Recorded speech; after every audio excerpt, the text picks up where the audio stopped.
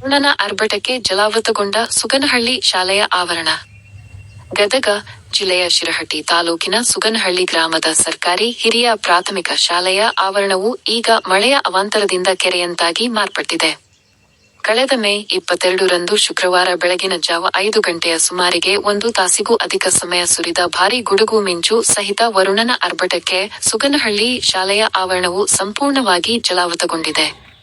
ಶಿರಹಟ್ಟಿ ತಾಲೂಕಿನ ವ್ಯಾಪ್ತಿಯಲ್ಲಿ ಕಳೆದ 1 ವಾರದ ಈಚೆಗೆ ಉತ್ತಮ ಮಳೆಯಾಗುತ್ತಿದ್ದು, ಇಳೆಗೆ ತಂಪೆರೆದ ಕಾರಣ ಸುಡು ಬಿಸಿಲಿನ ಹೊಡೆತಕ್ಕೆ ಕಂಗೆಟ್ಟು ಬಸವಳಿದಿದ್ದ ಇಲ್ಲಿನ ಜನತೆಗೆ ಈಗ ಒಂದಿಷ್ಟು ನೆಮ್ಮದಿ ದೊರಕಿದೆ.